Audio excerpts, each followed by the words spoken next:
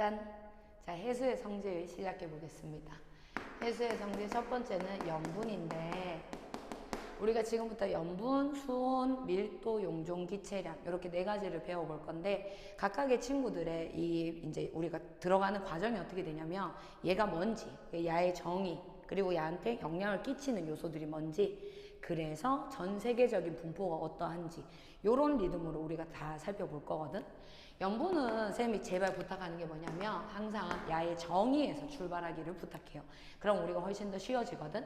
염분은요, 해수 1kg 안에 들어있는 염류의 양을 g으로 나타내는 거야. 염류는 바닷물 속에 녹아 들어있는 물질들을 모두 염류라고 부르는데, 이때 해수 1kg, 염류의 양은 그램, 1kg 안에 몇 g이 들어있는가? 즉, 요거 천분위라고 부르거든요. 우리가 퍼센트를 백분위라고 부르듯이 얘네들은 천분위. 그래서 퍼센트 옆에 점 하나 더 찍어가지고 퍼밀이라는 단위를 써요. 근데 이거는 옛날식인 거고, 요새는 이게 PSU 단위로 바뀌어가지고 실용 염분 단위다. 이렇게 불러줄 거거든. 자, 옛날에는 이를테면 염분을 구해내는 방식 자체가 얘들아 진짜 구했어. 무슨 말이냐면 해수를 가지고 와서 뭐 얘를 증발시킨다던가 아니면 화학적인 어떤 반응을 시킨다던가 해서 그 안에 들어있는 염류의 양을 직접적으로 내가 구해냈단 말이야. 그에 반해서 요새는 실용염분 단위를 쓰게 되는 이유가 뭐였냐면은 전기 전도성을 이용해요. 그러니까 바닷물을 가지고 와서 전기 전도성을 확인했을 때 전기가 잘 흘러. 그럼 이 안에 뭔가 많이 녹아있다는 뜻이 되겠지요. 따라서 좀 더 측정하는 방식이 바뀌고 나서부터 실용염분 단위라는 단위로 바뀌게 됐는데, 만약에 여기서 우리가 옛날에 쓰던 단위에서 교체되면서 너무 막 이 단위 환산이 어려워져 버리면 우리는 못 쓸 거 아니야. 그래서 맞춰놨어요. 이를테면 옛날에 35퍼밀 전 세계 평균 염분이 35퍼밀쯤이라고 얘기했으면 이제는 요거 그대로 가지고 와서 35PSU다. 이렇게 불러줄 거야. 어렵지 않겠지요? 자, 그 중에 첫 번째로 이야기가 되어지는 게 염분비 일정의 법칙이라고 얘기하는데, 요거는 문장 자체를 여러분들이 좀 봐줬으면 좋겠어. 잘 봐. 각 해양의 염분은 서로 다를 수 있어요. 염분 자체는. 하지만 해수에 녹아있는 염류들의 상대적인 비는 거의 일정하다. 내지는 질량의 비가 일정하다. 요런 표현들을 씁니다. 무슨 말이냐면은 요게 전 세계, 그러니까 평균적인 어떤 염분의 양이에요. 35PSU. 평균적인 염분값을 가지고 있는 그 바닷물 안에 뭐가 제일 많이 들어있는지를 살펴봤더니 염화나트륨이 이만큼 들어있대. 염화 마그네슘이 두 번째로 많이 들어있대. 황산 마그네슘이 세 번째로 많이 들어있대. 그럼 봐. 쌤이 얼추 때려봤을 때 35PSU 안에 전체 염류의 양은 35g 들어있을 거 아니야. 1kg이니까. 근데 여기서 염화나트륨이 27g 들어있다는 말은 요거 70% 조금 넘을 거거든. 근데 우리끼리 좀 계산하기 쉽게 요거 한 70%쯤 된다고 쳐볼게요. 그럼 날 봐. A라는 해수가 있고 B라는 해수가 있어요. 계산하기 편하도록 각각 1kg 가지고 왔습니다. A 해수는 35PSU야. B 해수는 70PSU야. 전 세계 바다들마다 염분값은 얼마든지 다를 수 있어요. 더 짠 물이 있을 수 있고 더 싱거운 물이 있을 수 있고. 근데 각각 1kg이니까 여기에 염류의 양을 g으로 표시해 볼게요. 그럼 A 바다에는 35g 들어있고 70PSU니까 1kg 안에 70g이 염류의 양이 들어있을 거라고. 여기에 각각 NaCl 염화나트륨입니다. 염화나트륨의 퍼센트를 표시해 보니까 쌤이 대충 퉁쳐서 한 70%쯤 된다고 치자 그랬잖아. 그러면 A 해수에도 70%고 B 해수에도 70%야. 그럼 발이 이게 왜 중요하냐면 내가 어떤 바다의 염분값을 알아요. 염분값을. 그러면 그 바다 안에 염화나트륨이 몇 그램 들어있는지를 대번에 구할 수 있어. 한 번 더. 내가 어떤 바다에 염화나트륨이 얼만큼 들어있는지를 알아. 그러면 그 바다 안에 염화나트륨이 차지하는 비율은 이미 고정되어 있는 값이라고 하더라. 그렇기 때문에 난 그 바다의 염분값을 바로 계산해낼 수 있는 겁니다. 자, 정리할게요. 염분비 일정의 법칙은 뭐냐? 각각의 여러 바다들이 염분값 자체는 다 다를 수 있어. 하지만 그 안에 들어있는 염류들 간의 상대적인 비율은 똑같다는 거지. 동해바다 오늘 기분 좋으니까 마그네슘이 제일 많을까? 이런 건 안 된다는 거야. 항상 어느 바다든지 염화나트륨이 제일 많고 염화마그네슘 2번, 황산마그네슘 3번. 그래서 쌤은 요 3번까지는 좀 이 순서를 기억해주면 어떨까 싶어요. 염화나트륨 1번, 염화마그네슘 2번, 황산마그네슘 3번. 되겠지요? 자, 넘어가 볼게요. 그러면 표층 염분의 변화를 일으켜주는 원인이 뭐냐? 자, 요 이야기는 얘들아 따로 좀 정리를 해볼까 싶은데 쌤 필기하는 걸 여기를 살펴볼게요. 일단 우리 염분은 어디서 출발하자 그랬지 얘들아? 정의에서부터 출발하자 그랬지요. 그러면 해수의 염분에 영향을 끼치는 요소를 알기 위해서는 이 정의에서부터 출발해 보자고. 해수 1kg 안에 들어있는 염류의 양입니다. 자, 해수 1kg 안에 들어있는 염류의 양. 내가 지금 여기서 건드릴 수 있는 거는 해수, 즉 물의 양과 염류의 양이에요. 쌤이 여러 번 이야기하지만 오늘따라 기분 너무 좋다 그래서 서문시장에서 소금 2푸대 사다가 동해바다에 푼다고 해서 짜지는 거 아니라 그랬지요. 무슨 말이냐면 염류의 양은 내 손으로 건드려봤자 의미가 없어. 바다는 너무너무 넓기 때문에. 그럼 우린 뭘 건드리느냐? 요거. 물의 양을 건드릴 겁니다. 물. 자, 여기 정리되어 있는 것보다 일단 우리 머릿속에 먼저 정리를 좀 해볼게요. 물의 양을 건드린다? 일단 제일 먼저 건드릴 수 있는 게 증발입니다. 혹은 강수라는 현상이 있을 수도 있겠죠. 생각해봐봐. 증발했어요. 물이 날아가 버렸다고. 내가 바다 안에 품고 있는 염류의 양은 동일합니다. 근데 물이 날아갔어요. 그러면 염분값이 증가하겠지요. 강수, 비가 내렸어요. 물이 공급됐지요. 그럼 염분값이 낮아질 거야. 요까지 느낌 알겠니? 그럼 봐봐. 내가 지금 요 그래프 두 개를 살펴볼 겁니다. 요 그래프 두 개를 전 지구에서 전체 위도상에서 증발량과 강수량을 생각해 볼 거야. 일단 우리가 상식적으로 생각을 했을 때 증발이라는 과정은 수온이 높으면 증발 많이 할 것 같다는 생각이 일단 먼저 듭니다. 하지만 여기서 주의해야 되는 건 뭐냐? 수온이 높은 경우에 증발을 많이 하는 것은 사실이야. 하지만 문제는요. 수온보다 영향을 더 많이 받는 게 고기압. 천천히. 고기압이랍니다. 상승기류예요? 하강기류예요? 하강기류겠지요. 단열 팽창이에요? 단열 압축이에요? 단열 압축이겠지요. 단열 압축 과정에 의해서 구름이 없어집니다. 날씨가 맑지요. 그럼 증발량이 많아지는 거야. 반면에 강수라는 현상은 저기압. 즉 단순하게 수온이 높은 지역. 우리가 상식적으로 생각해 봐봐. 수온이 높으면 정말 많이 하겠지. 수온이 높은 걸로 치자면 적도 부근이 수온이 제일 높습니다. 그러면 적도 부근에서 가장 증발 현상이 잘 일어나느냐? 그게 아니라는 거지. 왜? 적도는 저기압지대거든. 적도 저압대. 알고 있지요? 이리 와보세요. 자, 증발량 먼저 표시해 보겠습니다. 증발량. 증발량. 위도 30도 부근에서 증발량이 되게 많아. 근데 문제는 뭐냐? 적도 지역에서 오히려 증발량이 끼약 좀 줄어드는 추세를 보인다는 거지. 한 번 더 강수량 표시해 볼게요. 강수량은 이렇게 적도 지역에서 굉장히 높게 나타납니다.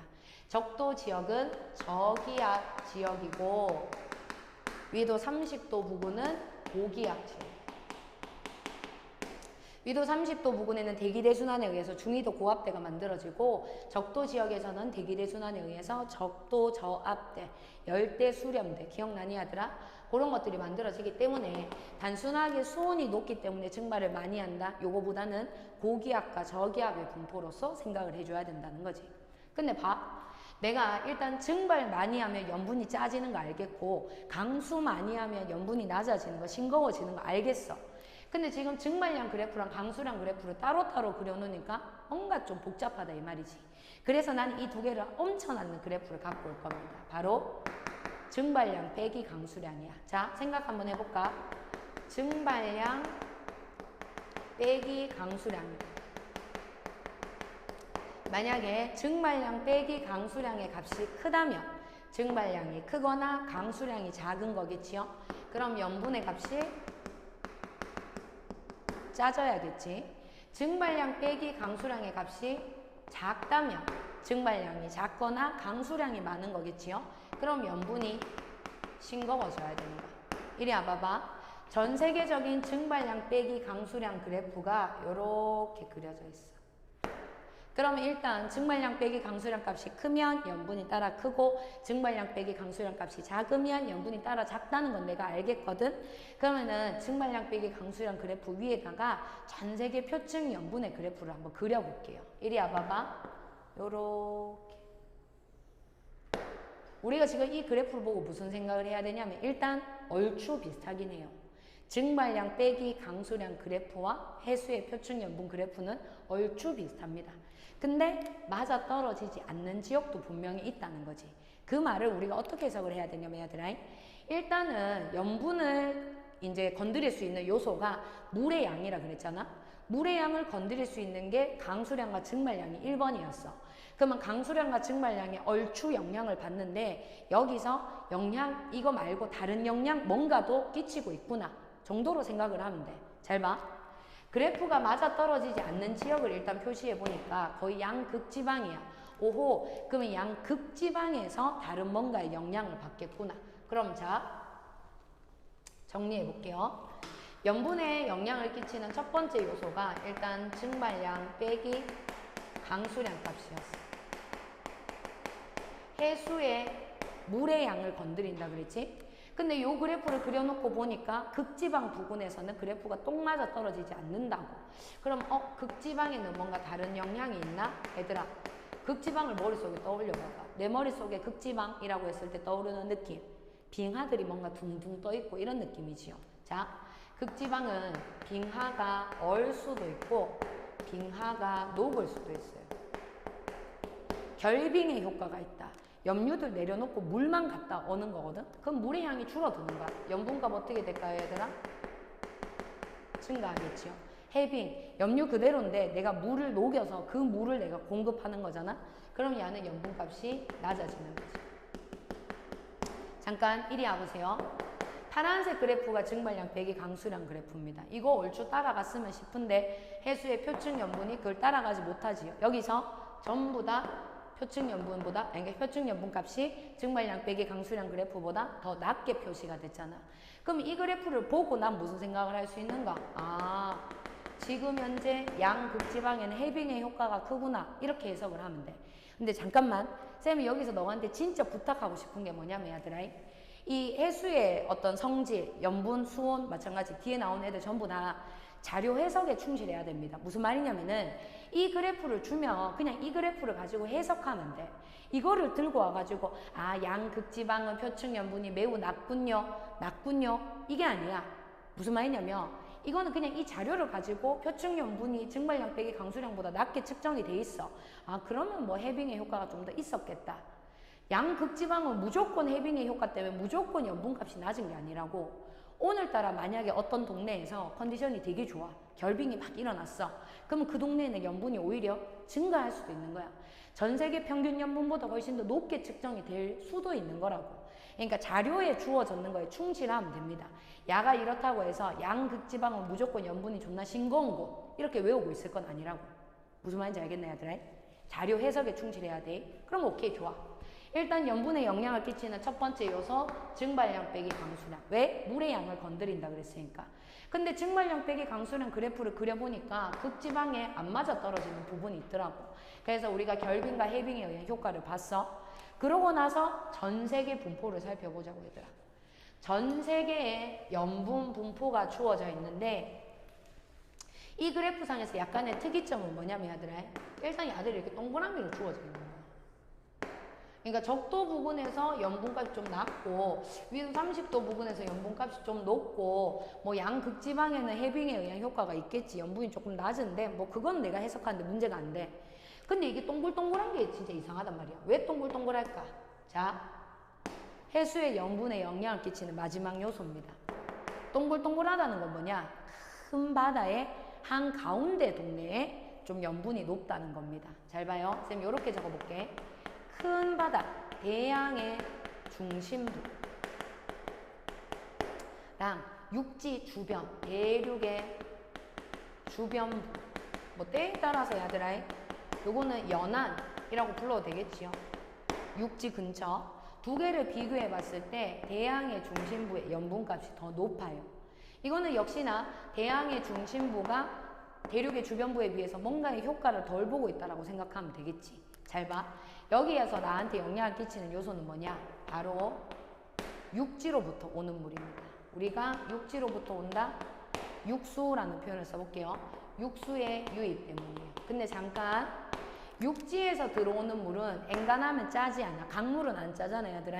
그래서 요거를 안 짠 물, 싱거운 물이다, 담수다 이렇게 불러줄 겁니다. 그럼 잘 봐. 육지로부터 하천, 그러니까 담수, 강물, 안 짠 물이 흘러 들어오는 거지. 육수. 육수에 의한 영향은 아무래도 육지 근처에 있는 동네가 더 많이 받을 수 있겠지요. 대양의 정가운데야. 육수의 영향을 덜 받겠지. 육수는 싱거운 물이야. 육수의 영향을 많이 받으면 같이 싱거워질 건데 육수의 영향을 잘 못 받는 대양의 중심부는 지금 더 짜지게 되겠지. 정리할 수 있겠네, 얘들아? 자, 염분에 대한 내용이 제일 그나마 좀 뭐가 많아 보이기는 하는데 정리를 이렇게 하자고. 염분은 어디서 출발한다? 염분 정의에서부터 출발한다. 염분의 정의, 해수 1kg 안에 들어있는 염류의 양. 근데 염류의 양은 건드릴 수가 없다며. 그럼 해수의 양, 물의 양을 건드리자고. 증발, 강수. 제일 중요한 건 고기압, 저기압이라 그랬어요. 고기압에서 증발 많이 하고 저기압에서 강수 많이 해. 근데 얘네들 따로 떼놓고 보니까 귀찮더라고. 하나로 합쳤어. 증발량 빼기 강수량. 물론 재수 없는 문제에선 강수량 빼기 증발량이라고 나올 수도 있겠지. 그건 여러분들이 문제 보고 해석해 줘야 되는 거고, 증발량 빼기 강수량 그래프 그려놓고 전 세계 표층 염분 갖다 얹으니까 얼추 맞아 떨어지는데 안 맞아 떨어지는 데가 있어. 그게 어디야? 극지방이야.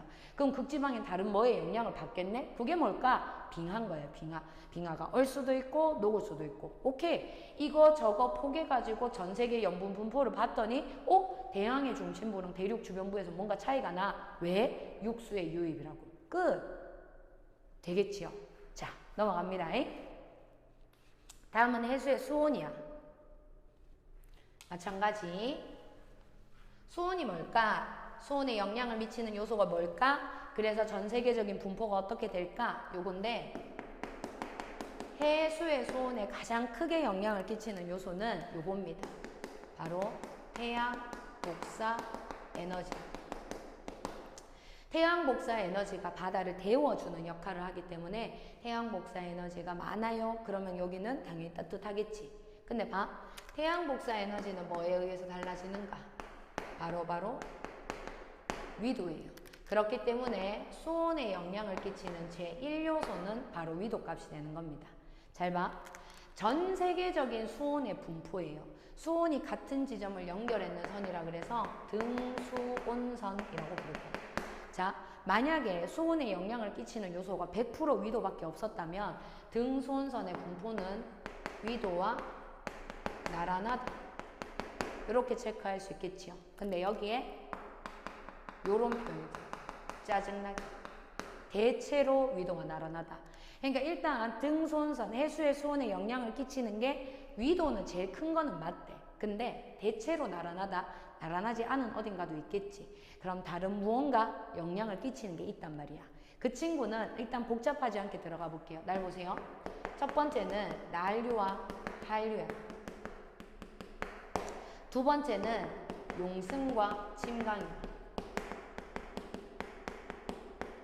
자, 난류와 한류는 우리가 표층해수의 순환에서도 이야기를 하겠지만은, 자, 간단하게만 볼게요.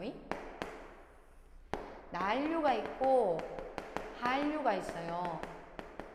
난류와 한류의 정의를 이야기할 때 무엇보다 중요한 거는 난류 뜻 신물, 한류 찬물, 이거는 너무 수준이 낮은 거지, 얘들아. 난류, 잘 봐. 어디서 왔는지를 가지고 이름을 붙일 겁니다. 난류는 어디서 왔어요? 저위도에서 왔어요.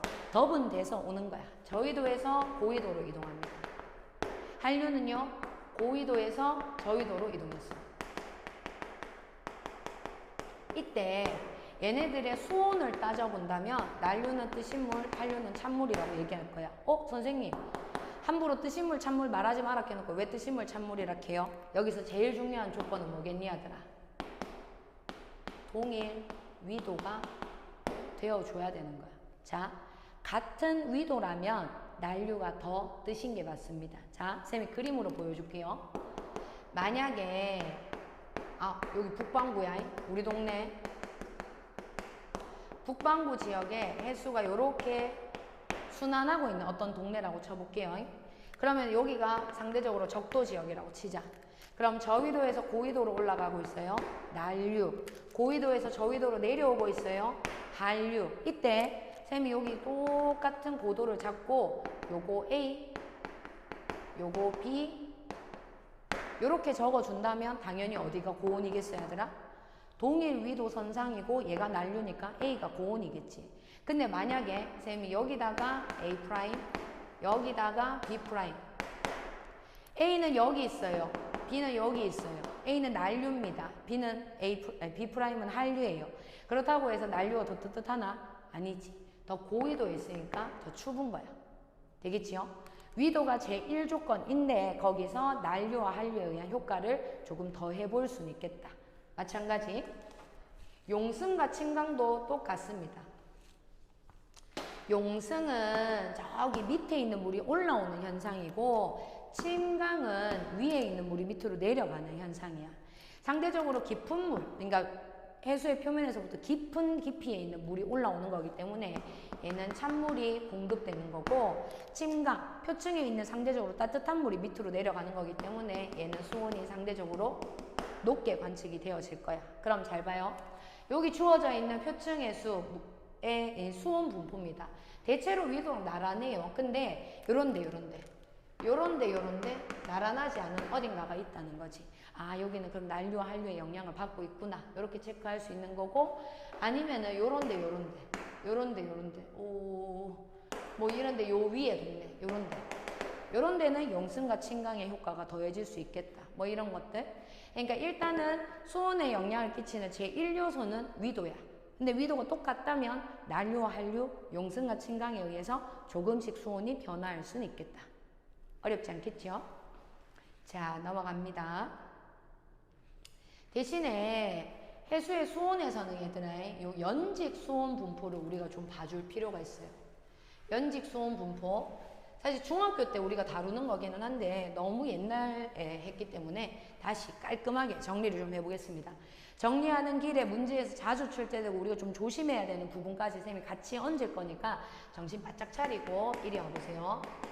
연직 수온 분포다. 그럼 마찬가지.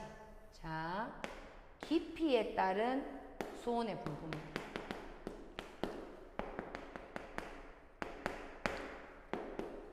일단은 해수의 수온에 영향을 끼치는 요소가 뭘까를 먼저 생각해 줘야겠지. 당연히 태양입니다. 태양은 여기 떠 있어야 하더라. 여기 바다 위에. 그러면은 생각해 봐봐. 바다의 수온은 태양의 영향을 받는데 태양으로부터 점점 멀어졌어. 계속 차가워지겠지.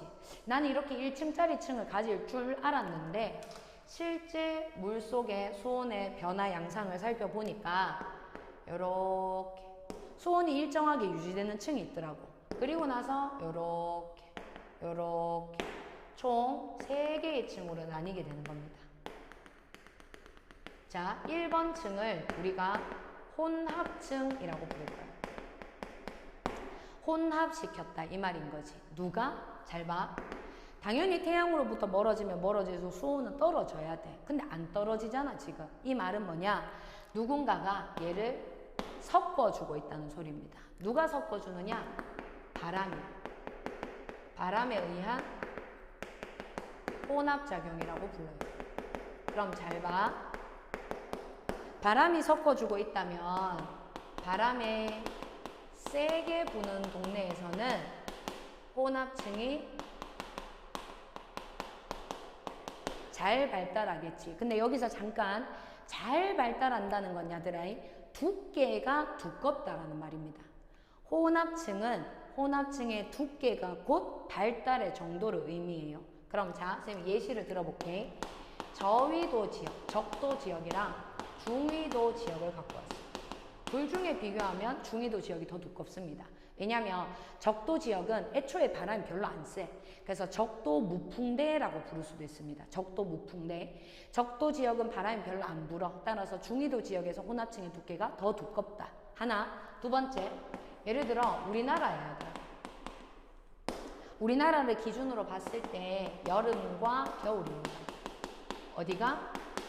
겨울이 더 두꺼워요. 겨울철에 우리나라에 북서계절풍이 부는데 북서계절풍, 옥수수 춥잖아요. 얘들아. 칼바람 이렇게도 부를 수 있다 그랬지요.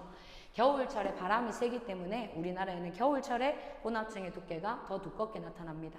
다시 바람의 세기가 혼합층의 두께를 결정짓는다는 거.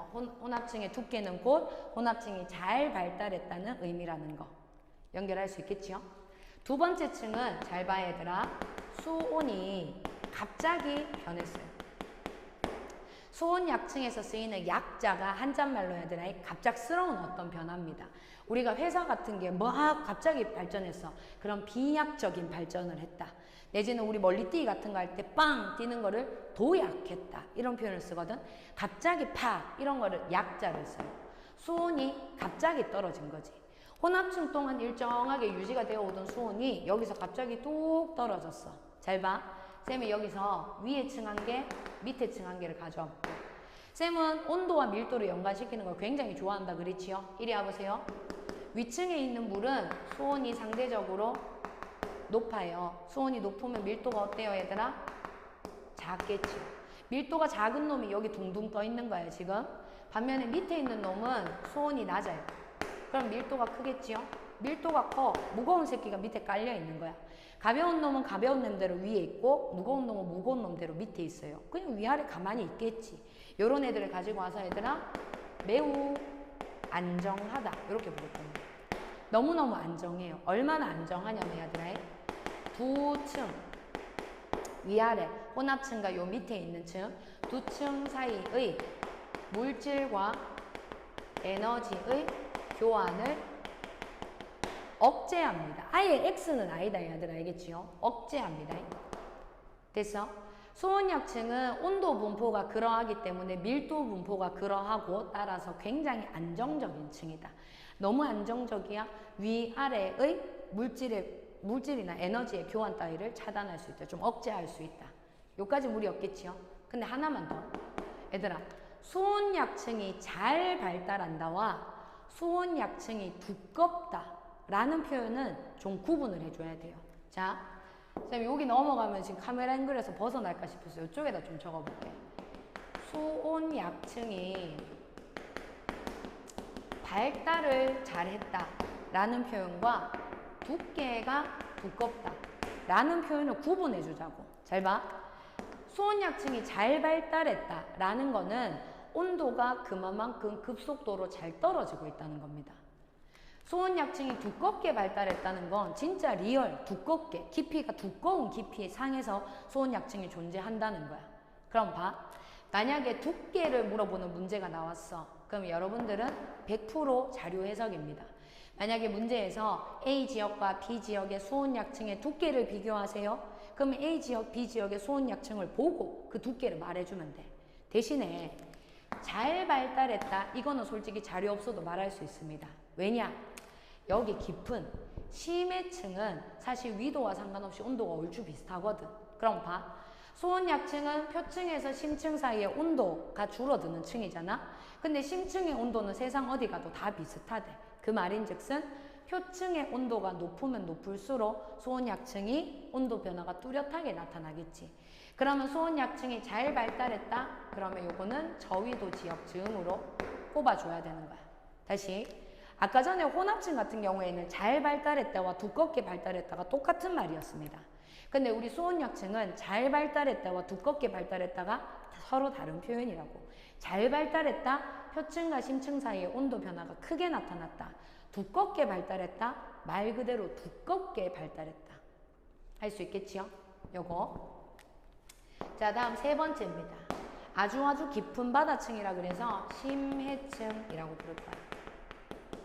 심해층은 일단 억수로 깊어요. 그러다 보니까 태양의 효과를 거의 못 봅니다. 그래서 위도나 계절에 따라서 변화가 거의 없어요. 거기에 하나 더 너무너무 깊기 때문에 찹고 밀도가 커요. 얘도 밀도가 큽니다.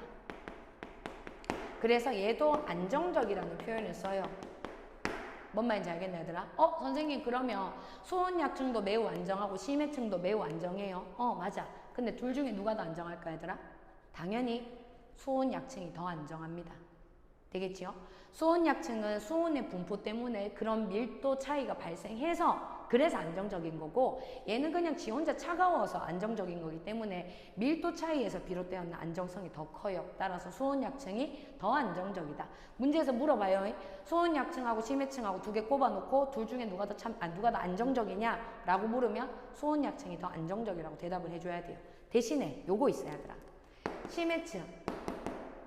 쌤이 아까 전에 심해층은 수온이 거의 다 일정하다고 그랬잖아요. 위도나 계절에 상관없이.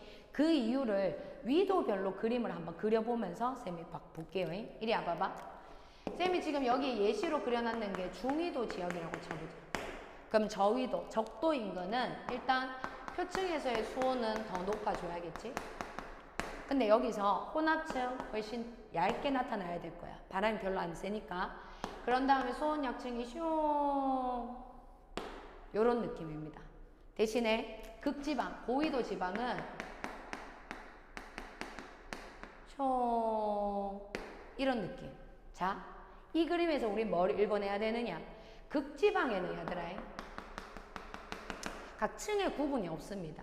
표층에서부터 바닷물이 너무너무 찹기 때문에 표층에서부터 이미 쭉 끝까지 심해층이야. 그럼 봐, 이렇게 표현할 수 있어요. 전 세계 심해층의 수온이 얼추 비슷하다 그랬지요? 그 얼추 비슷한 원인을 여기서 찾을 수 있어. 상상해봐봐. 극지방입니다, 여기. 극지방의 표층의 수예요. 졸라 찼겠지요? 차분 물은 밀도가 커요. 무거워요. 무거우면 어디로 간다? 밑으로 후 가라앉겠지. 가라앉아서 밑에 바다를 돌아댕겨요. 전 세계 심층의 수를 여기서 형성한다는 거지. 자, 심해층에서 이런 표현 덧붙이세요. 극지방의 표층의 수가 침강, 밑으로 가라앉아가지고 형성하였다. 전 세계 심해층의 바다는 극지방의 표층의 수가 침강에서 형성된 친구들입니다. 그렇기 때문에 어느 위도가 됐든지 간에 수온이 얼추 비슷할 수 있는 거지. 여기까지 무리 없겠지요? 자, 연직 수온의 분포는 요 내용을 갖고 정리해주면 될 것 같아요. 자, 이어서 우리나라 주변에 수온, 염분 자료가 나오는데 요거는 사실 자료상으로서 문제에 자주 나오기 때문에 뭐 충분히 자료 해석으로 하면 됩니다. 하지만 여기서 몇 가지만 주의했으면 하는 걸 쌤이 조금 이야기를 하고 싶은데, 먼저 표층 수온의 분포예요. 우리나라는 여름 8월이 더 덥기 때문에 8월에 표층 수온의 분포가 더 높은 거는 찾을 수 있겠지요.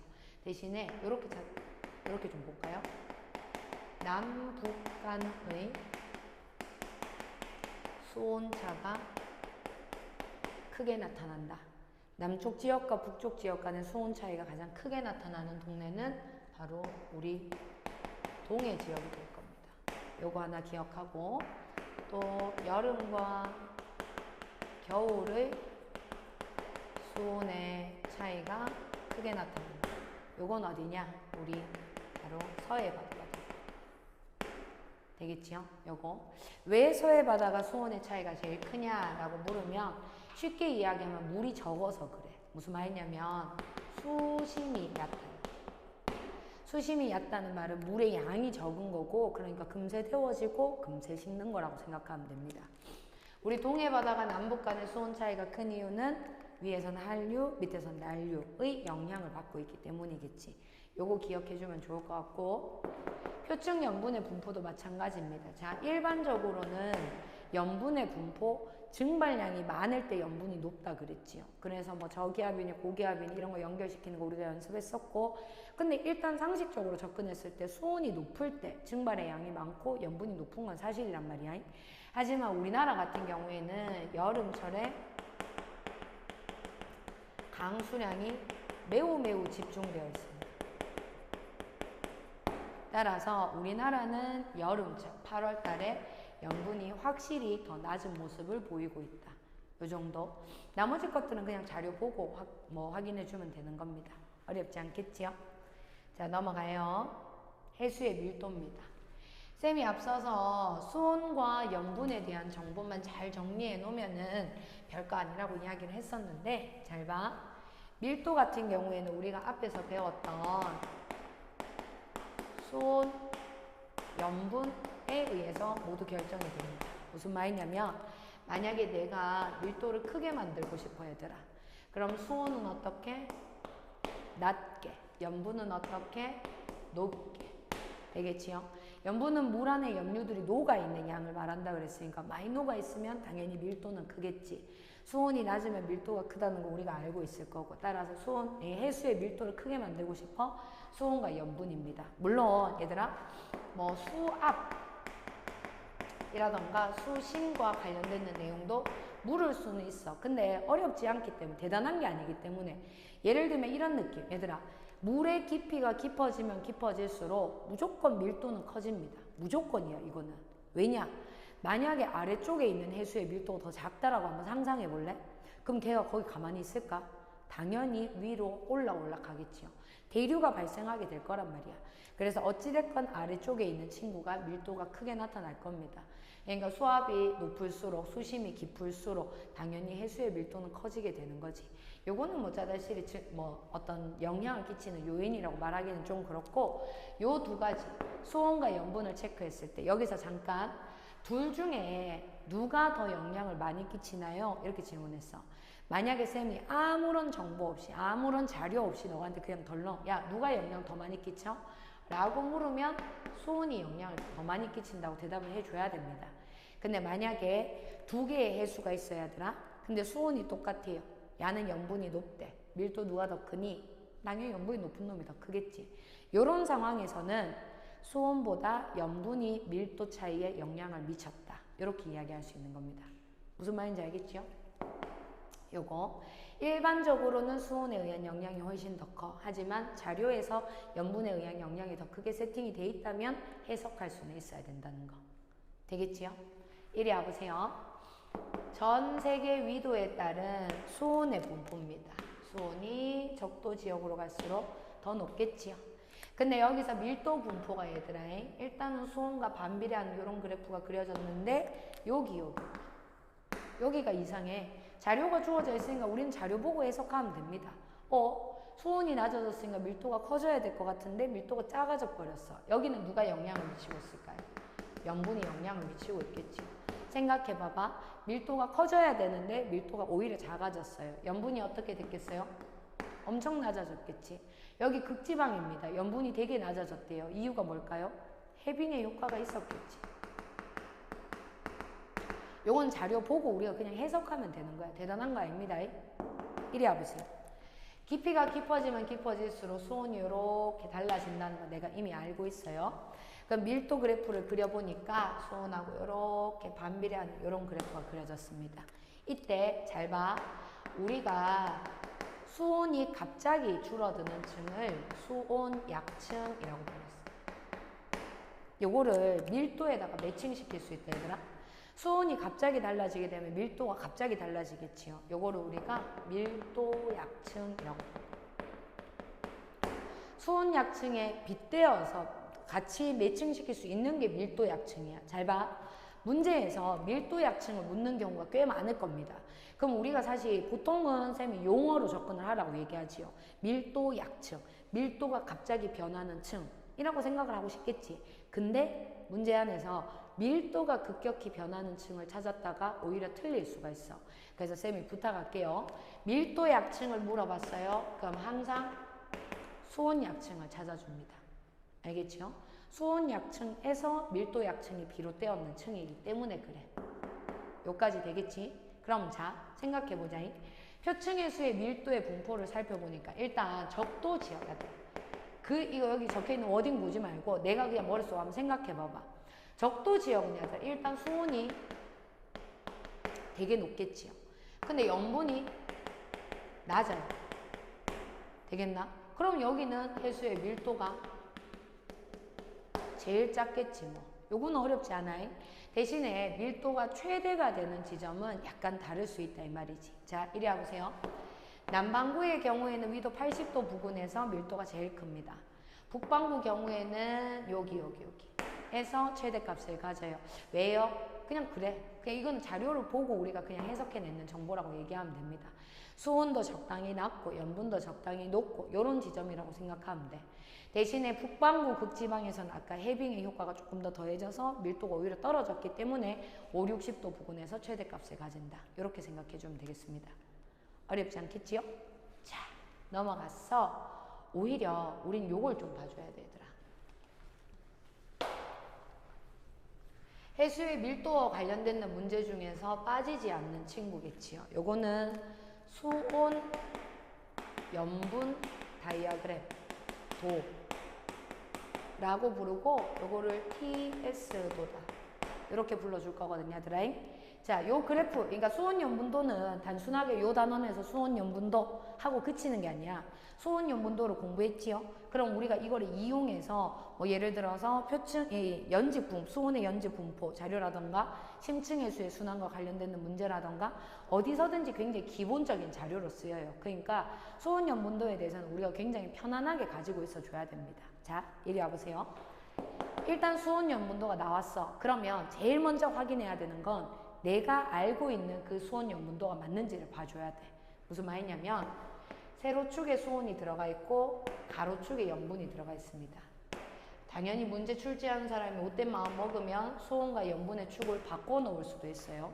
그래서 세로축의 수온, 가로축의 염분 꼭 확인하고 위로 올라갈수록 수온이 높아지는지 오른쪽으로 갈수록 염분이 증가하는지를 봐주세요.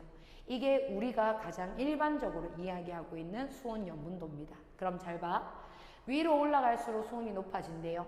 오른쪽으로 올수록 염분이 높아진대요. 그러면 수온 염분도 상에서 우측 하단으로 오면 올수록 고밀도의 해수가 놓여지게 될 겁니다. 수온이 낮을수록 염분이 높을수록 밀도가 클 거니까 이때 수온값과 염분값이 모두 주어져 있으니까 수온이 같더라도 염분이 다르면 밀도값은 다를 수 있겠지.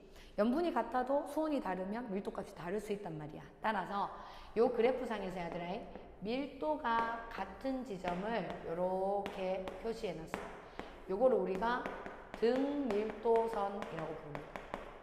등밀도선은 아주 일반적인 수온 염분도의 그래프일 때 왼쪽 위로 약간 볼록한 곡선으로 이렇게 그려지게 돼요. 보통 수온 염분도에서 우리한테 가장 많이 물어보는 건 정보의 해석입니다. 자, 여기 A가 있어요. 여기 B가 있고요. 여기 C가 있어요. 일단 문제에서 힌트를 주자면 B랑 C랑 얼추 비슷한 위치에 놓여 있어요. 지금 되겠지요? 이 상황에서 A, B, C 각각의 얘들아 수괴라는 표현을 쓸 거거든. 수괴. 우리가 정확히 고체지구 단원에서 지괴라는 말 썼던 거 기억나나요, 얘들아? 땅의 덩어리라 그래서 지괴라 그랬지요. 얘는 물의 덩어리라 그래서 수괴라는 표현을 쓸 거야. 그러면 수괴 A, B, C의 각각의 물리량들을 한번 비교해 볼게. 예를 들어서 수온이요. 수온. 위로 올라갈수록 수온이 높아진대요. 그러면 수온 제일 높은 놈 C겠지요. A가 제일 낮고 B가 높고 C가 제일 높고 찾을 수 있겠지. 염분.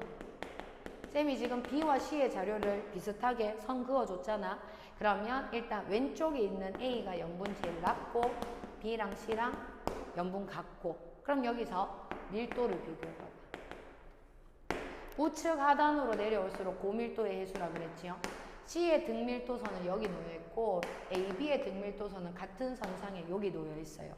그러면 C가 밀도 제일 작을 거고 A랑 B랑 밀도가 같을 거고 되겠지요? 일반적으로는 이렇게 수계 덩어리에 위치 집어넣고 얘네들의 물리량을 비교하라는 게 1번이니까 우리가 알고 있는 일반적인 수온 염분도가 맞는가 요것만 찾아낼 수 있으면 어렵진 않습니다. 대신에 요거 같은 양의 해수를 더했는 해수의 밀도다 이렇게 불렀어요. 자, 지금 우리가 알아낸 게 A라는 수계 덩어리와 B라는 수계 덩어리의 밀도가 동일하다는 걸 내가 알아냈어요. 그러면 같은 양의 A와 B 해수를 가져왔습니다. 두 개를 같이 섞었어요. 같은 밀도의 해수를 같은 양 섞었다면 또 똑같은 밀도가 될까? 그게 아니라는 거지. 잘 봐요. 그냥 그래프 해석해 볼게. A라는 해수, B라는 해수 반반 섞었어. 그럼 얘네들의 정 가운데의 수온을 가지게 됩니다. A라는 해수, B라는 해수 반반 섞었어. 그럼 얘네들의 정 가운데의 염분값을 가지게 돼. 그러면 요 정도의 수온에 요 정도의 염분, 그럼 여기 놓여진다는 거지. 아까 전에는 여기 파란색 선에 놓여 있었는데 얘들아 살짝 오른쪽 밑으로 내려왔습니다. 같은 양의 해수, 같은 밀도의 두 해수를 같은 양 섞었을 때 밀도는 오히려 증가한다는 거지. 요거는 문제에서 굉장히 자주 사용되는 선지이기 때문에 이제는 좀 알고 있는 게 좋을 거예요. 그래프 자체가 등밀도선 자체가 왼쪽 상단으로 휘어져 있는 구분 곡선이기 때문에 살짝 아래쪽에 놓이게 되는 겁니다. 되겠지요? 밀도는 커진다. 요거 챙기고 넘어갑니다. 마지막 해수의 용종기체. 자, 용종기체는 일단 이렇게 볼게요. 물속에 기체가 녹아 들어있는 양이다. 이렇게 접근을 한다면 우리가 일반적으로 화학 같은 데서 이야기하는 기체용 해도와 함께 생각해 주면 됩니다. 기체를 잘 녹이고 싶어요? 그럼 기본적으로 수온과 염분을 생각해 주면 돼요. 용종기체를 많이 녹이고 싶다. 그럼 수온이 어떨수록 좋은가? 낮을수록 좋습니다. 염분은요, 역시나 낮을수록 좋아요. 이런 느낌이야. 염분이 낮다는 건 물속에 염류의 양이 적은 거고 그만큼 빈 공간이 많다는 거예요. 그럼 얘네들이 녹아 들어갈 수 있는 여지가 많겠지. 근데 염분보다는 사실 수온의 효과를 우리가 훨씬 더 많이 신경을 씁니다. 수온은 그렇게 중요한 건 아니지만 들어봐봐. 그러니까 수온이 안 중요하다는 게 아니라 왜 저온의 수온에 더 많이 녹아 들어가는가? 이건 여러분들 알고 있을 거라고 나는 생각을 하지만 일단 수온이 낮은 애들 잘 봐. 내가 기체요. 내가 물속에 녹아 들어가잉. 내가 가지고 있는 에너지를 야한테 뿌리면서 들어가는 겁니다. 무슨 말인지 알겠나? 내가 가지고 있는 에너지를 물한테 주고 내가 들어가야 되는데 물이 내 에너지를 받기 좋은 상황이면 내가 잘 녹아 들어갈 수 있다는 거지. 따라서 수온이 낮은 애들은 에너지가 별로 없은 게 내가 주는 에너지를 잘 받을 거란 말이야. 따라서 수온이 낮은 친구의 기체가 잘 녹아 들어간다. 그래서 만약에 문제에 용존산소량 내지는 뭐 용존기체량 분포가 주어져 있는 자료가 있으면 얘는 철저히 수온하고만 연결시켜주면 돼요. 기체가 많이 녹아있니? 오케이, 수온이 낮겠지 뭐. 이렇게. 됐어요? 대신에 뒤에 나오는 요 자료를 우리가 좀 같이 봐줄게요. 용존산소량, 용존이산화탄소량이 나타나 있는 그래프인데 요거는 조금 나눠가지고 분석을 해볼 거야. 이리 와봐. 일단 먼저 산소입니다. 산소는 해수의 표면에서 억수로 많다가 갑자기 줄어들었다가 다시 슬그머니 늘어나요. 쌤이 요거를 얘들아 임의로 좀 잘라볼게요. 깊이 얼마값 얼마값 이렇게 듬성듬성 외우는 것보다는 일단은 쌤이 그냥 크게 나눠놓고 한번 이야기를 해보겠습니다. 잘 봐요. 자, 표면에서는, 표층 부분에서는 일단은 산소의 양이 되게 많아. 그래프 보면 알겠지요? 여기는 많은 이유가 뭐냐면은 일단 1번은 광합성입니다. 해수의 표면이기 때문에 외부로부터 들어오는 햇빛이 아주 잘 받겠지요? 그럼 광합성 열심히 해. 산소 많이 만드는 거지. 근데 여기에 하나 더. 해수의 표면에서 대기 중의 산소가 녹아 들어와. 유입됩니다. 그러니까 광합성을 통해서 산소를 만들어내고 대기 중의 산소가 유입되어 들어오고 그러면 표층에서의 산소는 어마무시하게 많겠지. 근데 자, 깊이를 일단 외우지 말고 쌤 요거를 중층이라고 한번 표현해 볼게요. 중층, 중간뛰기. 중층의 친구들은 산소가 되게 줄어들었어. 이유가 뭘까? 일단은 햇빛이 도달을 안 해. 그러면 광합성을 못하겠지. 근데 솔직히 광합성 못해서 산소를 못 만들어야 되나? 못 만들어도 적게 쓰면 될 거 아니야. 그래서 요 위치, 중층, 여기다 여기 중층 지역에서는 이런 표현을 써요. 생산되는 산소의 양보다 소모되는 산소의 양이 더 많다. 왜냐? 아직 생물은 살고 있거든. 광합성 못해. 광합성 못하니까 산소는 못 만들어. 당연히 대기 중에 유입될 수도 없어. 난 중간층이니까. 근데 아직까지는 생물들이 좀 살아. 그러다 보니까 만들어내는 산소에 비해서 소모되는 산소가 너무 많다. 이렇게 이야기를 합니다. 따라서 이 표현 자체를 좀 기억을 해두도록 하고, 저기 깊은 층이에요. 심층에서는 다시금 산소의 양이 쇼 증가하고 있어요. 그 이유는 뭘까? 요층을 만들어내는 이유, 원인이 우리 아까 전에 연직 수온의 분포를 얘기하면서 보통 이 정도의 심해층은 어디서부터 온다 그랬지 얘들아? 극지방의 표층 해수가 침강에서 생긴다 그랬죠. 극지방의 표층 해수가 가라앉았대요. 그러면 극지방의 표층 해수, 거기는 산소 많았을 거란 말이야. 산소 많은 친구가 밑으로 가라앉아서 우리 동네에 유입됐기 때문에 산소가 공급된 겁니다. 무슨 말인지 알겠죠? 거기다가 너무너무 심층 깊은 바다기 때문에 생물의 활동도 그렇게 많지 않을 거야. 그러니까 아주 조금만 유입돼도 슥 늘어날 수 있는 거지. 무슨 말인지 알겠지요? 그럼 자, 그러니까 요 표층, 중층, 심층에서의 산소의 변화를 일단 먼저 기억해 놓고 여기다가 얘네들의 깊이에 대한 이야기를 하는 겁니다. 1000m 어쩌고 저쩌고. 알겠지? 자, 대신에 요게 또 있어. 이산화탄소. 이산화탄소는 자, 기본적으로 생각했을 때 수온이 낮으면 낮을수록 기체 용해도가 많아진다며? 수심이 깊어지면 깊어질수록 수온이 낮아지겠지요? 그러면 이산화탄소는 아주 자연스러운 모습을 보이고 있습니다. 근데 일단 표면에서 이산화탄소가 이렇게까지 적은 이유는 역시나 광합성으로 연결해 볼 수는 있겠지. 광합성을 했어요. 산소는 생산되겠지만 이산화탄소는 소모될 거야. 그러니까 표층에서는 이산화탄소가 저렇게럼 적다. 요거 기억하면 되고, 마지막 한 개 더. 요 그래프가 문제에 나왔을 때 가장 여러분들을 괴롭히려고 노력하는 가장 함정은 뭐냐? 이겁니다. 축이 서로 다르다는 걸 잊으면 안 돼요. 표층에서, 그러니까 제일 해수의 표면에서 누가 많니? 이렇게 물었어.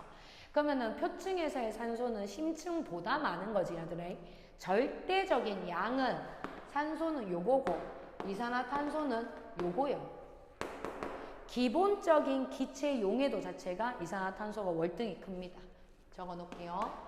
기본적인 기체 용해도 자체가 산소랑 이산화탄소랑 비교했을 때 이산화탄소가 훨씬 커요. 그러니까 같은 상황이라면 무조건 CO2가 많이 녹아 있다는 거지. 깊이에 따라서의 변화 양상을 보여주는 거지. 각각의 축이 따로 있다는 거 기억하고 표면에서 산소가 더 많다. 이런 아마추어적인 함정에 빠지면 안 됩니다. 무슨 말인지 알겠지요? 자, 일단 여기까지 정리하겠습니다. 뿅!